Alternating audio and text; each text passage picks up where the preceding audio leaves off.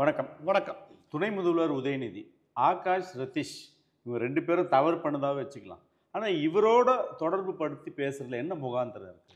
என்ன முகாந்திரம் இருக்குன்னு அவரை நீங்கள் ஏதாவது போய் கேள்வி கேட்டீங்களா? அது வரைக்கும் எந்த செய்தியாலும் கேள்வி கேட்கவே இல்லை. நீங்கள் முகாந்திரத்தை எந்த விதத்தில் நம்புவீங்க? இவங்க உங்களுக்கு ஆதாரம் இருக்கு, இவங்க சந்திச்சாங்க, இப்படிலாம் விட்டுருங்க. ஒரு வீடியோ உங்களுக்கு காட்டுறேன். அந்த வீடியோவை பார்த்தீங்கன்னு வச்சுக்கோங்க, அதுவே உங்களுக்கு புரிய வச்சிடும் எந்த அளவுக்கு இவர் ஆகாஷ். அதோட ரொம்ப ரொம்ப முக்கியம் விக்ரம் ஜூஜு. நான் திரும்ப திரும்ப சொல்கிறேன், விக்ரம் ஜூஜுன்னு ஒருத்தனை கைது பண்ணி 2 காலையும் நடக்கூடாமல் கட்டி போட்டுன்னு வச்சுக்கோங்க, அவனை வச்சு நிறைய விஷயத்தை கடந்துடலாம். இந்த 2 பேருக்கும் முக்கியத்துவம் கொடுத்து அப்பட்டமா பொதுவையில் முக்கியத்துவம் கொடுத்து ஒரு நிகழ்வு ஒன்று காட்டுறேன். இந்த வீடியோ எப்போ எடுக்கப்பட்டதுன்னு சொல்லிடுறேன். இந்த வீடியோ எப்போ எடுக்கப்பட்டது அப்படின்னா, செந்தில் பாலாஜியை கைது பண்ணாங்க. கடை செந்தில் பாலாஜியை கைது பண்ண அன்னைக்கு இவங்க என்ன பண்ணாங்க அப்படின்னா, ஓமந்தூராவை போய் படுத்துக்கிட்டாரு, நெஞ்சு வலிக்குன்னு சொல்லி. ஆமாம். அன்னைக்கு முதலமைச்சர் எம்.கே. ஸ்டாலின் அவர்கள் ஓமந்தூரார் போனார். அந்த நைட்டு எம்.கே. ஸ்டாலின் பின்னாடியே போனது உதயநிதி அவர். இது எல்லா பேருமே தெரியும். முதலமைச்சரும் துணை முதலமைச்சரும் வேகமாக போய் செந்தில் பாலாஜியை சந்திக்கிறாங்க. அது முதலமைச்சர் அவரோட மகனும் போய் சந்திக்கிறாங்கன்னா, இது வரைக்கும் எந்த அமைச்சருக்கும் இல்லாத ஒரு முக்கியத்துவம் எதனால ஒரு செந்தில் பாலாஜி கிடைச்சிச்சு? ஏன் கிடைச்சுன்னா, ஒரே ஒரு காரணம், டாஸ்மாக் கடைக்கான வருமானத்தை ஃபுல்லாக பார்த்துட்டு வந்தார். ஏன்னா மாதம் ஒரு 10,000 ரூபாய் வசூல் பண்ணி கொடுக்குற வேலையை அவர் பார்த்துருக்காரு. ஏன்னா அதுதான் அந்த குடும்பத்துடைய மிக மிக முக்கியமான ஆதாரமே. அதை வசூல் பண்ணுற அளவில் கை வச்சிட்டாங்கன்னு சொல்லிட்டு இவங்க போய் நின்றாலும் வச்சுக்கோங்க. இப்போ விஷயம் என்ன அப்படின்னா, ஏதாவது தள்ளி வச்சாங்க. அன்னைக்கு நைட்டு உதயநிதி போனார் இல்லையா, அந்த போகும்போது யார் 2 பேரை கூட்டி போனார் அப்படின்னா, அவர் மட்டும்தான் முதல் அலோவ் பண்ணாங்க போலீஸ். அவரை மட்டும் அலோவ் பண்ணா, அவர் திரும்ப வந்து இல்லை என்னுடைய 2 நண்பர்கள் இருக்காங்க, அவங்களை கூட்டி போகணும்னு சொல்லிட்டு கையை செல்வாங்க. 2 பேரை மட்டும் செலக்ட் பண்ணுவார். அதில் முதலாவது செலக்ட் பண்ணுறது விக்ரம் ஜூஜு, 2வது செலக்ட் பண்ணுறது ஆகாஷ், 3வது ஒருத்தன் ஹோட்டலில் இருக்கான், அது ரதீஷ். அதுக்கான வீடியோ காட்டுறேன் பாருங்க.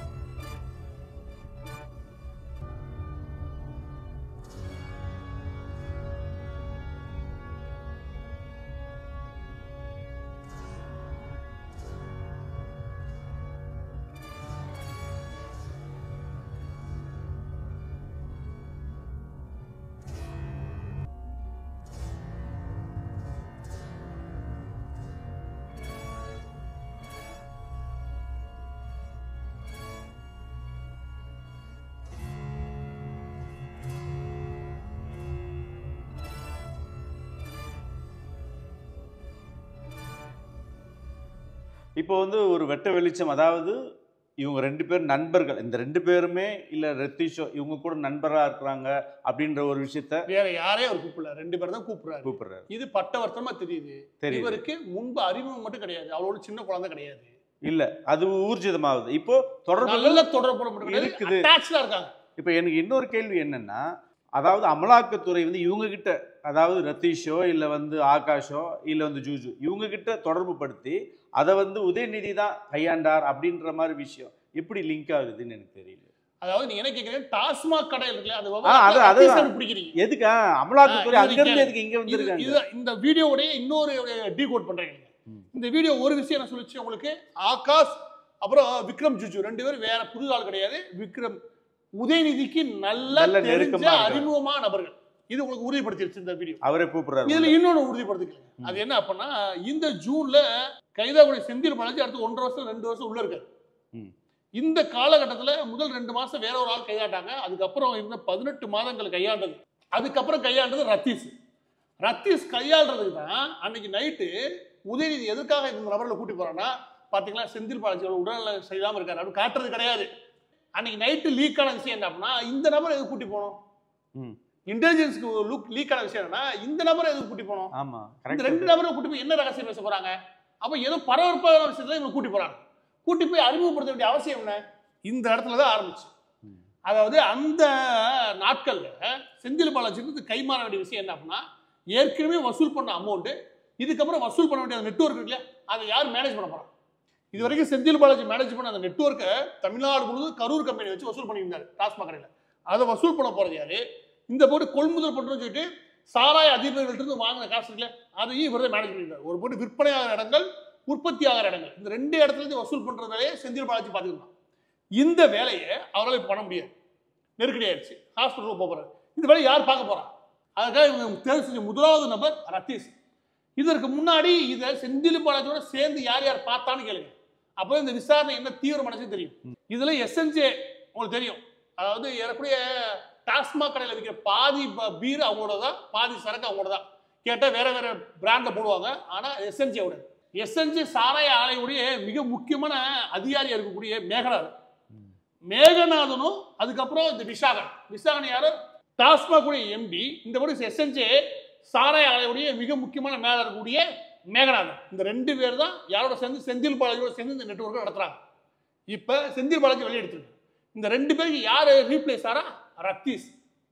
இந்த ரத்தீஷ் ரீப்ளேஸ் ஆகிறவங்க இந்த நெட்வொர்க்குள்ள உட்காந்து வேலை பார்த்தது வேற யாரும் கிடையாது, இந்த விக்ரம் ஜூஜு, அதுக்கப்புறம் ஆகாஷ்.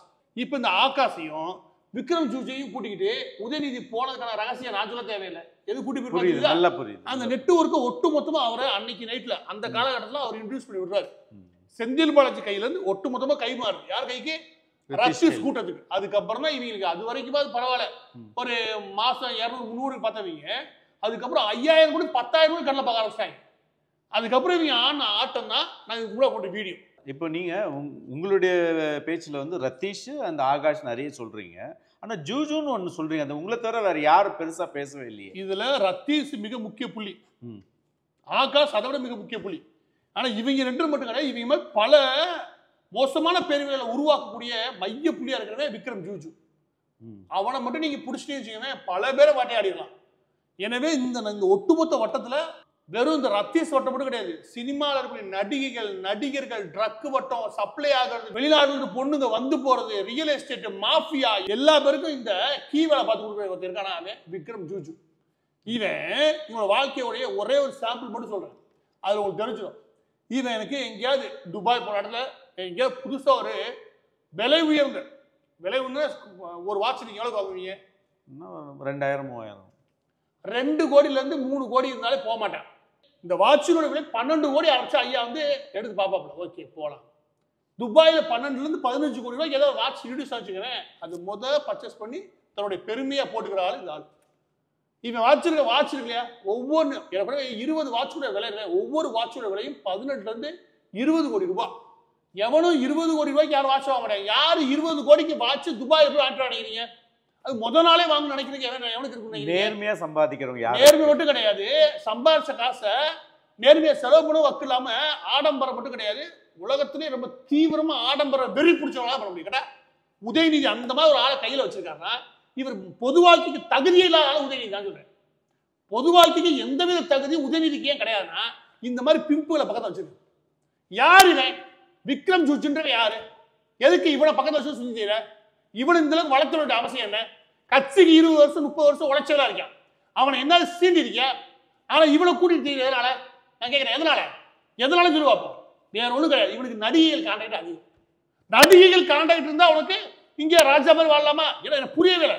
திமுக ஆட்சி அதிகாரத்துக்கு வந்ததுக்கு அப்புறம் ஒரு விஷயம் நீங்க புரிஞ்சுக்கோங்க, இந்த ஆட்சி தான் இது வரைக்கும் வரலாற்றிலே ஒரு கேவலமான ஆட்சி நான் பார்த்தே கிடையாது, பிம்புகளுக்கான ஆட்சி இருக்கு. ஏன் அப்படியான குற்றச்சாட்டு சொல்றேன்னா, உதயநிதி துணை முதல்வர் அறிவிச்சாங்க, அதுக்கப்புறம் 4 நடிகைகளோட கான்டாக்ட் வச்சுக்கேன், உங்களுக்கு 4 நடிகையோட கான்டாக்ட் நீங்க ராஜானி. அந்த அளவுக்கு தான் மதிப்பு இருக்குது. உதயநிதி கொடுக்கக்கூடிய மதிப்புன்றது 4 நடிகை நீ வச்சிருக்க லிங்க்ல, ஓகே உனக்கு மதிப்பு. அப்படிதானே இவன் வரான். விக்ரம் ஜூஜுக்கு என்ன வரலாறு? விக்ரம் ஜூஜுக்கு என்ன தகுதி? எந்த படத்துல ஒரு டிஸ்ட்ரிபியூட்டரா இருக்கோ, யாரு உதயநிதி இருக்காரோ, உதயநிதி சம்பந்தப்பட்ட நிறுவனம் இருந்தோ, அங்கே ஒரு தண்ணி கேரவான், அவனுக்கு எதுக்கு டைரக்டரா ப்ரொடியூசரா வேற என்னடா சொல்லுவாங்க? எதுக்குடா அவனை தூக்கி போட்டுறீங்க? விக்ரம் ஜூஜுக்கு எதுக்கு எல்லா இடத்துலையும் கேரவான போட்டு உட்கார வைக்கிறீங்க? அது தனி கேரவான்ல சொகுசு கேரவன்றது ஓரளவுக்கு டைரக்டர் பரவாயில்ல, அதை விட டாப் எண்ட்ல உள்ள மசாஜ் சென்டரோட எல்லாம் வச்சிருக்காங்க. இவனுக்கு மசாஜ் பண்றது கூட இங்க ஆள் தேவை. இவன் விக்ரம் ஜூஜுன்ற யாரு இதா புரியுது. இவனுக்கு இவ்வளவு சொகுசு பேருவையா வளர்க்கிறக்கா இந்த திமுக கஷ்டப்படுறேன். நான் கேட்கிறேன், சுபவீர பாண்டியன் ஒரு ஆள் தெரியாது, நான் ஏன் நாக்கத்தொக்கு போட்டு கத்திட்டு இருக்காரு, அந்த ஆள் குடும்பத்துக்கு ஏதோ ஒரு கிடைக்குன்னு வச்சுக்குவேன். அந்த மாதிரி ஊர்ல எவ்வளவுதான் தீரான், அவனுக்கு கிடைக்காத என்ன இவனுக்கு தகுதி விக்ரம் ஜூஸுக்கு இருக்கு. 4 நடிகையோட கான்டாக்ட் இருக்கு. அப்ப அவனே இங்க பெரிய ஆளு. அப்ப திராவிட மாடல்ன்றது 4 நடிகை லிங்க் உங்களுக்கு இருந்துச்சுன்னா நீங்க தான் இங்க ராஜா. அவ்வளவுதானே, சிம்பிளா முடிச்சு விட்டு போங்கடா. அப்படிதான் எடுத்துக்கணும். இப்ப விக்ரம் ஜூஸுடைய 2 பகுதியை சொல்லியாச்சு. இதோட முழு பகுதி விக்ரம் ஜூஸுக்கு தனி எபிசோட ஒரு பெரிய டாக்குமெண்ட்ரியே தனியா போடுவோம். ஏன்னா இப்ப இந்த விட்டுருவோம். இப்ப மீண்டும் விஷயத்துக்குள்ள வரலாம். நீங்க உதயநிதியை மட்டும் கவனம் செலுத்துங்க. உதயநிதியை சம்பந்தம் இதுல வேற என்ன கேள்வி உங்களுக்கு இருக்கு? இல்ல இப்ப எனக்கு என்னன்னா, இப்ப நீ இந்த வீடியோ பார்க்கும்போது எனக்கு ஒரு விஷயம் வெட்ட விழிச்சு, அமலாக்கத்துறை இல்ல சாதாரண பொதுமக்களே பாக்குறாங்க. அதாவது இந்த மாதிரி ஒரு விஷயத்தை இப்ப நீங்க காட்டும்போது ஏற்கனவே பார்த்திருப்பாங்க. இப்ப கலைஞர் குடும்பம், கருணாநிதி குடும்பம், இல்ல திமுக அமைச்சர்களோ பயமே இருக்காதா? ஒரு காவல்துறை இருக்குது, நீதிமன்றம் இருக்குது, மத்திய அரசாங்கம் 20க்கும் மேற்பட்டவங்க பார்த்துட்டு இருக்காங்க. இதை மீறி எவ்வளவு தைரியமா செய்யறாங்க, அது எனக்கு புரியவே இல்லையே. இது தைரியமா சொல்றாங்கன்றோட ஒரு மாதிரி இவங்களுக்கு அசட்டு தைரியம் வந்துருச்சு. நம்மளால என்ன செய்ய முடியும்? ஏதாவது செஞ்சா தமிழ்நாடு தனிநாடு, கூட்டாட்சியத்துக்கு ஆபத்து அப்படின்னு பேசி ஊரை குழப்புவோம். எப்பவுமே கலைஞர் பண்ண ஒரு வேலை தெரியுமா? தன் குடும்பத்துக்கு ஏதாவது பிரச்சனை வச்சுக்கோங்க, உடனே தமிழ்நாடு தனிநாடு ஆக்கணுமா யோசிங்க அப்படின்றாங்க. இவங்க குடும்பத்துக்கு ஒரு பிரச்சனை வச்சுக்கோங்க, நாட்டை கூறு போல தயாராகிறாங்க. அந்த தைரியம் இங்கே தான் இவங்களுக்கு வருது. இந்த கட்சி நாட்டுக்கு ஆபத்தானது, இந்த உலகத்துக்கே ஆபத்தானது ஒரு குடும்பம் தான். என்னை கேட்டா இந்த உலகத்துக்கே ஆபத்தாக கொடுக்குது. ஏன்னா ஒரு சின்ன மாநிலத்தை எவ்வளவுதான் கொள்ளையடிப்பீடா? இல்லை ஒரு மாநிலத்தில் 5 லட்சம் கோடி 4 வருஷம் வாங்கியிருக்காங்க கடன் வாங்கி. அந்த மக்களை ஏமாற்றி யாரா வளர்ந்தா விக்ரம் ஜூஸ் வாழ வச்சிருக்காங்க. யாரா அந்த விக்ரம் ஜூஸ்ன்னு கேட்டா 4 நடிகைக்கு அவனை நல்ல பிரபலமானவன். அவன் இந்த ஊர்ல பிழைக்கணுமாடா? அப்ப நாங்களா யாரா? சரி, இந்த அளவுக்கு தெளிவா எல்லா விஷயமும் தெரிஞ்சா இப்போ உதயநிதி கைது பண்ணிடுவாங்களா? உதயநிதி கைது பண்ணி ஆகணும். கைது பண்ணுவாங்களா கூடாது, கைது பண்ணியே ஆகணும்.